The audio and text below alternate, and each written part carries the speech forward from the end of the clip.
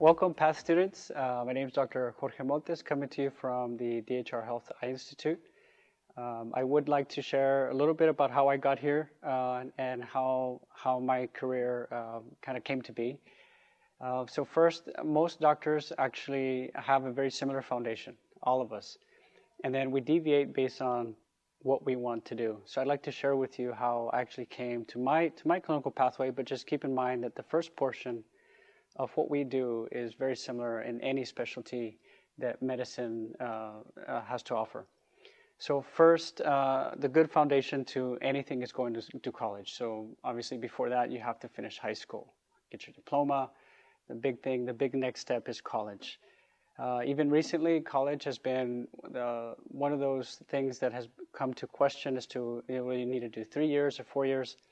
Many people do end up finishing just 3 years as long as you have enough credit hours to proceed and to apply to medical school. But for the most part, most people will decide, since you put that time and that energy into actually finishing the 3 years, you don't want to finish and not have a degree. So most people will take those 3 years and actually finish off the next year so that they can not only have their medical degree, but also a bachelor's degree. And it does not matter whether you get bachelor's of science or bachelor's of arts, or just a bachelor's degree would be sufficient. A lot of questions come from whether you need to get a science-related degree, or can you do a liberal arts degree, a political science degree, or any of those degrees. And honestly, I did get a science-related degree, but standing here now and looking back, really any bachelor degree should be sufficient as long as you have a core requisite, which is a standard that everybody should look into. A couple chemistry classes, some organic chemistries, but if you can do that along with any other interest you may have, it would be nice. Thinking back, I probably should have done things that interest me more than this science. But at that time, I was focused on the goal at hand, which was to become the best science student that you could be. But that doesn't have to be the case. If you have a passion in arts or anything else, you can get your degree in what you're interested in. Medical school, even more so nowadays, starting to look at very well diverse applicants. So the applicant pool, making yourself diverse. So having that unique separation between you and the next person. So maybe having an interesting background in economics, which is also really important in the field of medicine. But after you get your bachelor degree, the next step is medical school. And this can seem daunting. This chart here can seem very daunting, but then the very next step is another 4 years of medical school.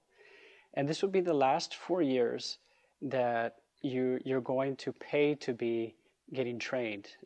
College, you have to pay to go to school. Medical school, you have to pay tuition. But after these 4 years, thereafter, although there's still more training to do, you'll be paid something. At least you're not having to borrow more.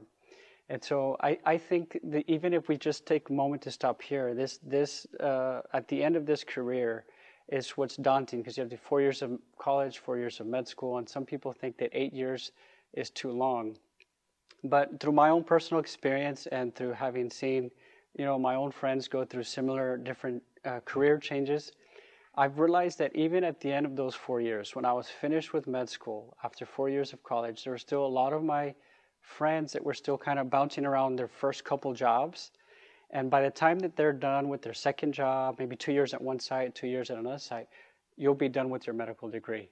And that would be very, very, the MD degree was something that I think by that point in time was very stable.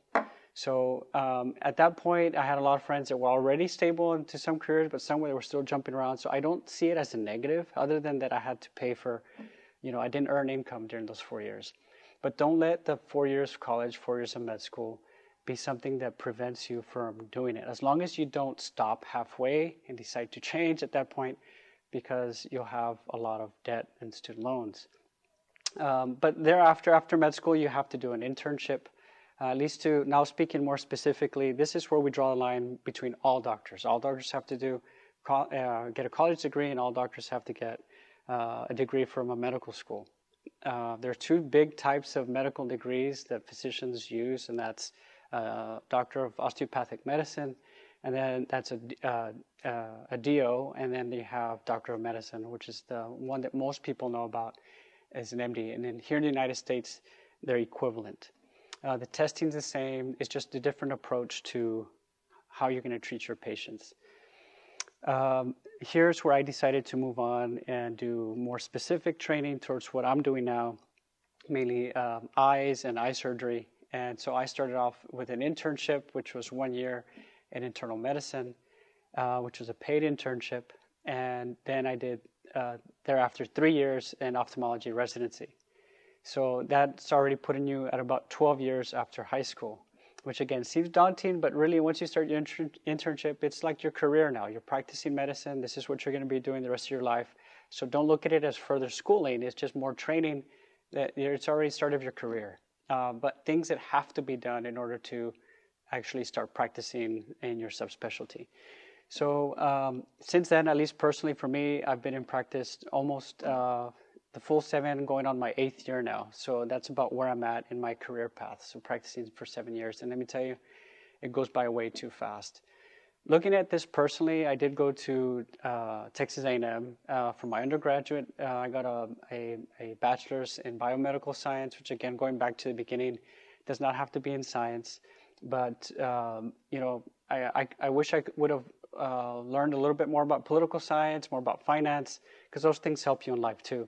But I skipped all of that because I was so focused on science. So I think going back, thinking about personal growth, probably making myself a better person. I don't think I needed all of that science as an undergraduate degree. I could have just learned things that I would never have the opportunity to learn again. I just didn't take advantage of that. So that would be something that I would recommend if you have that. That's the time to do it, is learn what you want to learn, what you're interested in, but use that for personal growth in the future. Med school, I went to the Health Science Center in San Antonio. I really enjoyed San Antonio, but obviously there's many medical schools.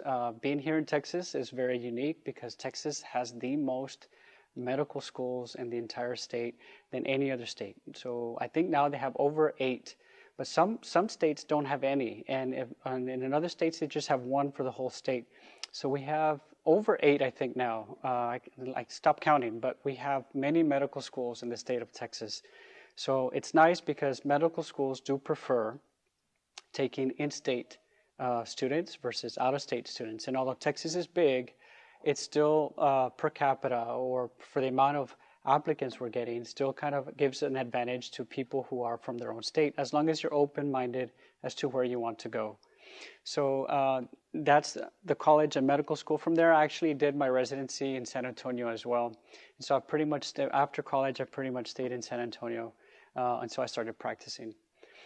So a big question is, how do we pay for this? So there's college, and that's 8 years where you're not making money, and 8 years where bills are due, 8 years where tuition is due.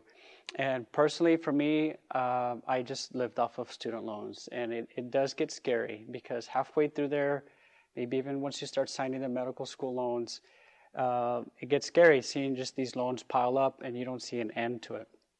I would say that I had some scholarships and grants, but for the most part, it was student loans.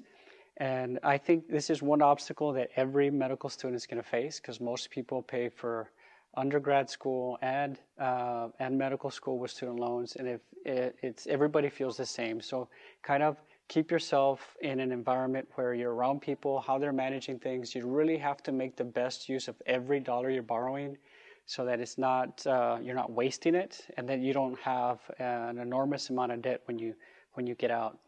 But it is really reasonable to get onto a plan that will allow you to pay them off if you actually finish. So the goal is never to do halfway. The goal is to finish. So if that's your goal, then the student loans should not be a problem. I know a lot of other people have decided to work through college, some through med school, but I can tell you that it may work through college.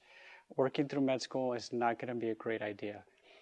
You really need to focus on what you're there to do, and so loans will be a part of the process of getting to this point in time, at least through med school. Undergraduate, if you can manage it and work through it, that's completely acceptable. So personally, talking about my experience, I didn't leave home thinking I was going to do medicine. I left home. I went to A&M actually for their engineering program. I finished my first year there. It was a really difficult program, but at the end of the year, I couldn't say I was the most interested in engineering. But more than that, what scared me was that we went to a conference of engineering companies that were doing hiring and to do internships at their sites, and very few companies attended the year that it was my turn to intern. And that really scared me even at the student level, because I figured if it was this competitive as a student, then I was going to be having to compete at that level in my career. So I really had to sit down a heart-to-heart with myself, what I wanted to do, and I felt that medicine was a safer career path, although I couldn't tell you at that point in time what I wanted to do. So I ultimately did change out of engineering. I went into medicine route, the pre-med route, and I got in. But even when I went to med school, I knew medicine was for me. I just didn't know what specialty. So I started off with ER, and then I went into ENT subspecialties, so the emergency room medicine and ear, nose, and throat specialties. And I wanted to learn a little bit more about the ear, nose, and throat. So I went on a mission trip to Mexico, and they were supposed to have a more in-depth exposure with U.S. doctors that were helping out several communities there.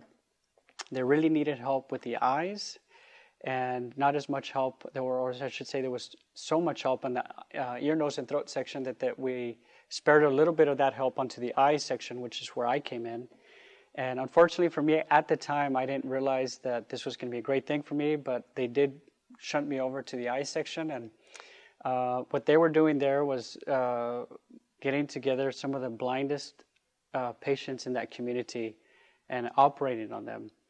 And the first day that I saw the surgeries was really boring because all I was doing was seeing people operate. But it was the next day when it was time to remove the patch, that some patients that were there being operated on that had not seen their family for 20, 30 years and have never had met some of their family members visually. Having removed that patch and being there in that room and having people see themselves jump for joy and meet each other for the first time visually, I thought that was just a very incredible experience to be a part of. And we did that several times. I think that week we operated on 200 people. So it was a very emotional week for me and a very eye-opening week for me in the sense that I came back knowing what I wanted to do. Not only at that moment, but for the rest of my life. And I'm still doing that now to this day. So that's how I got into the eye world, and I haven't looked back. And it's still every week that I operate, it's still a very good experience. And so this has led to my current passion, which is cataract surgery. It's what I do for a living.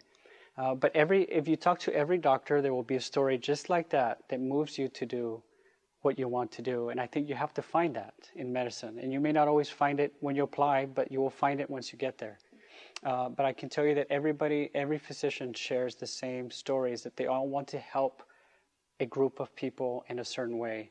And they have a reason, whether it be their family members have gone through the same problems, or they have gone through those problems, or they had an experience like this trying to help someone else, and it was just overwhelming.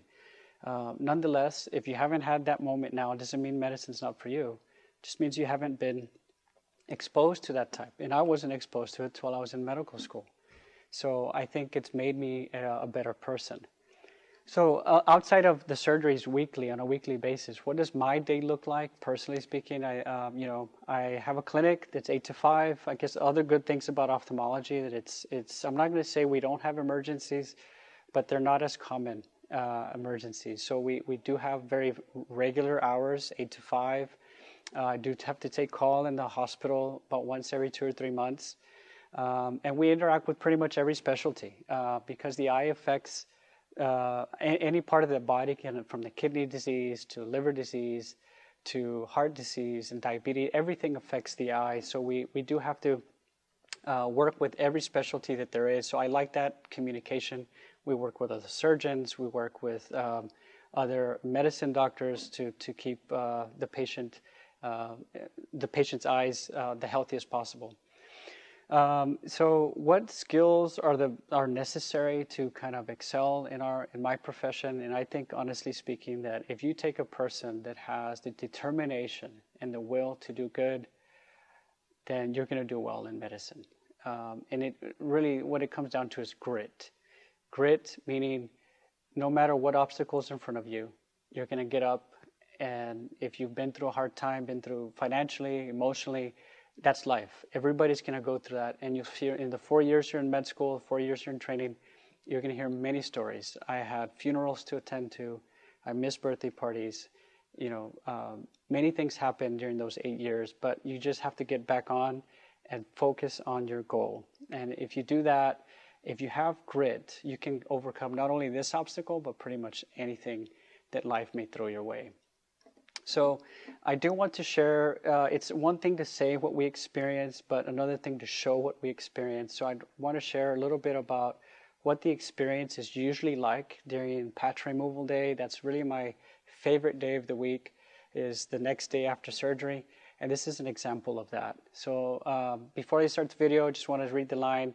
So this is a patient that has not seen their family in several years, and he had cataract surgery, is now about to be shown what life is like now that he can see.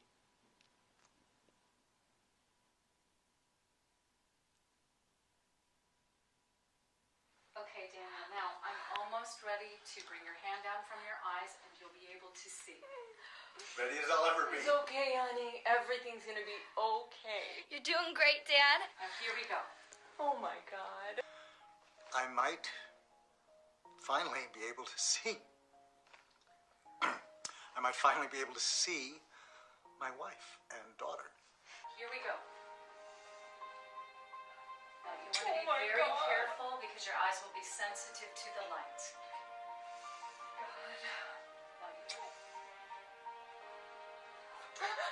Wow! Can you see? Yes!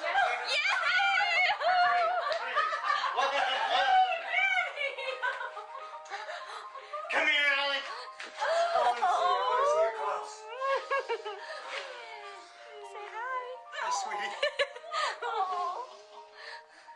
You are more beautiful than I ever could have imagined. Congratulations. Thank you. Thank you. Thank you. So that's just a reflection of some of the emotions that are going through, for the most part, in patch removal day for us. And so it's very, very addicting to be able to do that on a weekly basis and to have that very personal touch with these patients. And it's just something that you cannot pay for. It's a very addicting feeling to be part of, and so that's why we do it. But how do we get there? So this next video shows you very quick, maybe 2 minutes, regarding an actual procedure of cataract surgery. So how we actually get the patients to that point.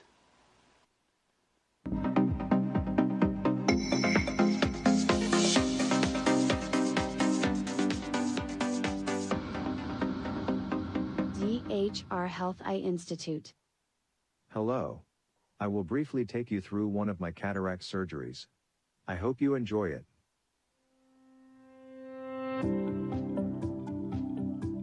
At this time, the eye has already been numbed, and the patient is comfortable. We enter the eye and start opening the capsule of the cataract. It's a very fine technique. The capsule is what supports the lens of the eye. The capsule will be used to support the artificial lens.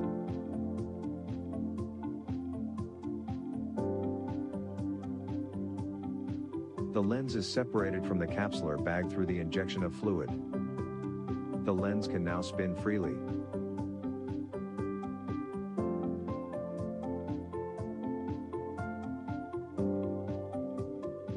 I start breaking the cataract into smaller parts to allow for removal.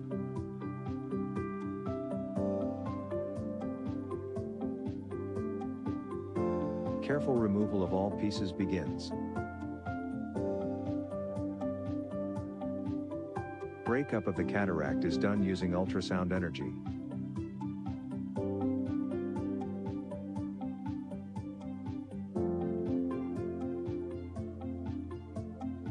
fine fibers can remain after the cataract is removed. These are gently removed as well, in a process called cortical cleanup. It's clean and clear now. And we're ready for the lens. Small manipulation is needed to center the lens and ensure appropriate positioning. That's it. We're done. Thank you for watching.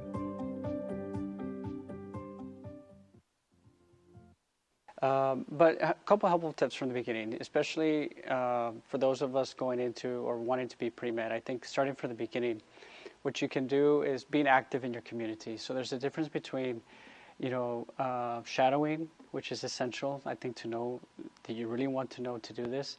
But having 500 hours of shadowing does not make you a better student, because you're not really helping anybody. You're helping maybe your interest, but you don't need 500 hours of shadowing to make sure that you want to do pre-med.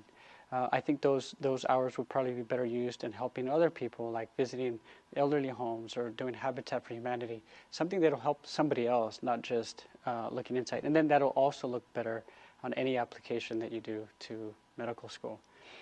Just remember, study hard. It does take grit. It does take determination. And as long as you have that, you can overcome any smarts deficits. It's really, how can you dedicate yourself to this? Because any one topic in medicine is easy to understand. You just have to be determined and take the time to understand it. Set your long-term goals. Stick to the plan. Every long-term goal is going to have bumps in it, but you have to veer yourself back onto course. And as long as you're dedicated to the plan, you should be able to succeed. And something that was very helpful for me is finding role models. So people that are just ahead of you in the same process, and people that are way ahead of you in that same process. And seek to them for guidance as to what you need to do, what you can look forward to doing, and help those people, use those people to help you attain your goals. And thank you for listening.